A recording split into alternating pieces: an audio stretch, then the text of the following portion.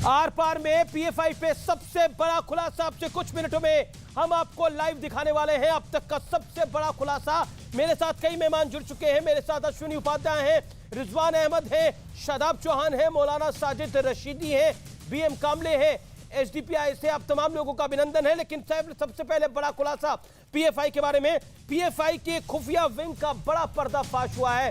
Viewers, मैं आपको बता देता हूं, बीजेपी आरएसएस के कई शीर्ष नेता पर इनकी लगातार नजर थी। हर तरीके की नजर रखते थे ये लोग। हर जिले में मौजूद थी ये खुफिया विंग। इस समय का बड़ा एक्सपोजे है। हर जिले में कम से कम 2 लोग इस विंग में शामिल होते थे, जिसकी जानकारी सिर्फ टॉप के लोगों को होती थी। वहां के जो बाकी कैंडिडेट्स होते थे उनके पास जानकारी नहीं होती थी। पीएफआई के छोटे लोगों को भी इनकी भनक नहीं थी और इसमें हर तरीका अपनाया जाता था। हर संभव तरीका जो है वो अपनाया जा सकता था। ये टारगेट थी बीजेपी और आरएसएस के नेताओं की। एक खुफिया विंग पर बड़ा पर्दाफाश हुआ है हाईली प्लेस्ड सोर्सेज के हवाले से, और बहुत सी चीजें और निकली हैं।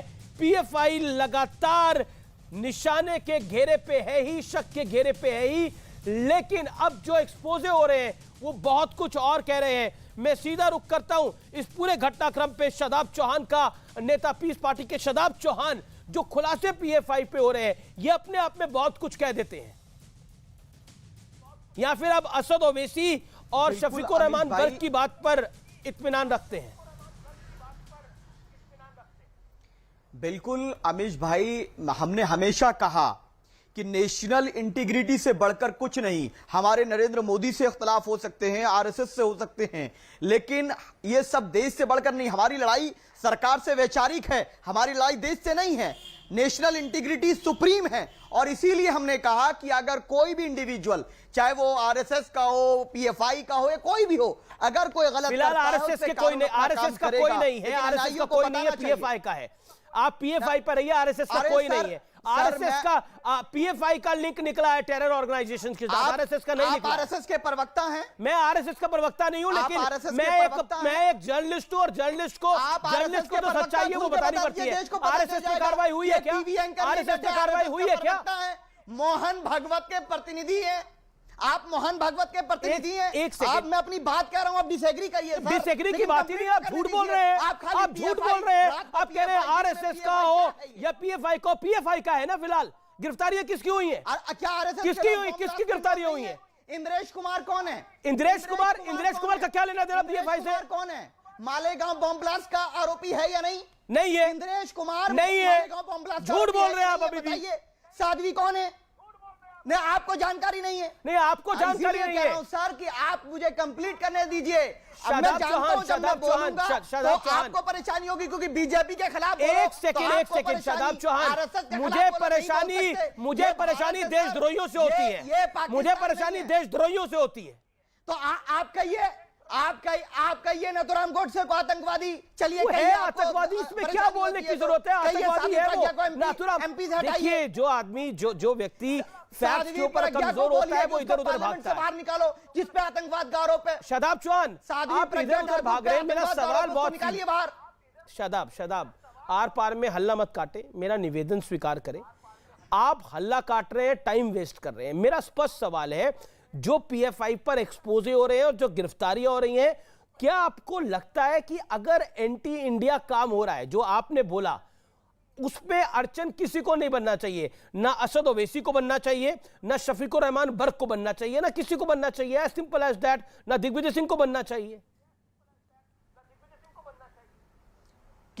कोई अड़चन नहीं है। ना तो असदुद्दीन ओवैसी देशद्रोही है, ना दिग्विजय सिंह देशद्रोही है, ना शादाब चौहान देशद्रोही है, लेकिन टेररिज्म के नाम पर मुसलमानों की जिंदगी बर्बाद की जाती है। यह बात सुप्रीम कोर्ट ने कही थी अक्षरधाम बॉम्ब ब्लास्ट केस में। इसीलिए कह रहे कन्विक्शन रेट कितना है। आप उसको पूरी फैमिली को फ्रेम करेंगे, लोगों को पकड़ेंगे, एक इंडिविजुअल की वजह से पूरे ऑर्गेनाइजेशन को कटघरे में खड़ा करेंगे। अगर कोई गलत कर रहा है उसके लिए अदालत है सर, लेकिन मुसलमानों को टारगेट करके कमजोर बनाने का और इस तरह टेररिज्म के के नाम पर कि ये देशद्रोही हैं, उनको उनके मजहब को लिंक करने का ये फॉर्मूला गलत है। मैं उसके खिलाफ हूं सर। एनआईए बताया कि यार 3 साल के अंदर क्या कन्विक्शन रेट कितना है जी, तो पिछले लोगों को पकड़ा है 12-12, 15-15 साल। जब उनके टैग लगता है आतंकवादी का, आप और मैं शायद नहीं समझ सकते, जिनके बच्चों पे टैग लगता है आतंकवादी का, वो घर से बाहर नहीं निकल पाते और 20 साल पता चलता है ये तो बेगुनाह है। उसका जिम्मेदार कौन है?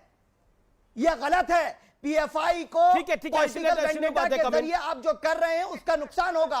बिल्कुल टेररिज्म का हम कंडेम करते हैं। अच्छा ठीक है, ये कंडेम हो रहा है आपका। अश्विनी उपाध्याय, देखिए, पहली बात तो मैं सादाब भाई से इस बात से सहमत हूं कि देश में जुडिशियल रिफॉर्म की जरूरत है। स्पीडी जस्टिस होना चाहिए। 1 साल के अंदर, 6 महीने के अंदर दूध का दूध पानी का पानी हो। इतनी सारी आतंकवाद की घटनाएं हो चुकी हैं, लेकिन पिछले 20-22 साल में केवल 2 लोगों को फांसी हुई। केवल याकूब मेनन को फांसी हुई और केवल अफजल गुरु को फांसी हुई। तो वास्तव में जिस हिसाब से भारत में देशद्रोही गतिविधियां हो रही हैं, खासतौर पे ये पीएफआई कर रहा है, अगर इन लोगों को लिए फांसी का कानून नहीं बनेगा और साल भर 6 महीने के अंदर, 2 साल के अंदर फांसी नहीं होगी, तो स्वाभाविक सी बात है ये बात बढ़ेगी। अब जहां तक आई बात, एक उन्होंने कहा लेकिन मैं जवाब नहीं देना चाहता था, बस इतना कहना चाहूंगा, तुर्की अशांत है, यमन अशांत है, कांगो अशांत है, ईरान अशांत है, इराक अशांत है, सूडान अशांत है, इजिप्ट अशांत है, सीरिया अशांत है, बांग्लादेश अशांत है, फिलीपींस अशांत है, सोमालिया अशांत है, पाकिस्तान अशांत है, नाइजीरिया अशांत है, तजाकिस्तान अशांत है, अफगानिस्तान अशांत है। ऐसे भारत दुनिया के 55 देश अशांत हैं, जहां न हिंदू है, न आरएसएस है, न बीजेपी है, न मोदी जी हैं, न भागवत जी हैं, न तो इंद्रेश जी हैं, कोई नहीं, न अश्विनी उपाध्याय है, न अमित देवगन है। जिन 55 देशों का नाम मैंने लिया, वहां पे ऐसे नाम इक्के दुक्के भले मिल जाएं, 1-2 लोग ऐसे हों, अदरवाइज तो वहां पे सारे एक ही समुदाय के लोग हैं। खासतौर पे जो रिलीजन ऑफ पीस है लोग, उससे लोग जुड़े हुए हैं। तो वहां अशांति क्यों है, ये हमें समझना पड़ेगा। दूसरा, अगर आप list of designated terrorist group देखिए, विकीपीडिया पे डेजिग्नेटेड टेररिस्ट ग्रुप आप एक बार गूगल करिए, दुनिया के 60 से ज्यादा आतंकवादी संगठनों का नाम है जिनको विभिन्न देशों ने बैन किया है। और इनफैक्ट उनमें कुछ एक देशों को इंडोनेशिया ने भी बैन किया है, किसी को अलग अलग देशों ने बैन किया। अगर उनकी आप लिस्ट देखें तो उनके नाम से ही पता चल जाता है कि क्या कहानी है। तो मैं निश्चित रूप से कह रहा हूं, इस चीज को हमें सबको मिलकर सोचना पड़ेगा कि पीएफआई जैसा देशद्रोही संगठन, पीएफआई जैसा अलगाववादी संगठन, आतंकवादी संगठन, उससे लोग भारत में क्यों जुड़ रहे हैं। इसका मतलब कहीं न कहीं हमारी जो शिक्षा व्यवस्था है, जो कुछ स्कूल हैं, वहां स्कूलों में ऐसी कोई बात है जिसके वहां से पढ़े हुए बच्चे अट्रैक्ट हो जा रहे हैं। भाई, हमारे हिंदुस्तान का कोई आईएसआईएस में भर्ती हो जाए, हमारे हिंदुस्तान का कोई अगर जाके पीएफआई में भर्ती हो रहा है अमित जी, तो हमें अपनी शिक्षा व्यवस्था को सुधारना पड़ेगा, समझना पड़ेगा। ऐसा कौन सा स्कूल है जो नफरत सिखा रहा है और नफरत अट्रैक्ट कर रहा है, युवाओं को अट्रैक्ट कर रहा है। जवाब लेते हैं। शदाब चौहान 40 सेकंड में जवाब दें मौलाना साजिद रशीदी। अश्वनी भाई ने 2 पॉइंट्स कहे, मैं उनसे एग्री करता हूं। जुडिशियल रिफॉर्म के लिए आप पीआईएल फाइल करिए, आप तो बहुत करते हैं, कीजिए।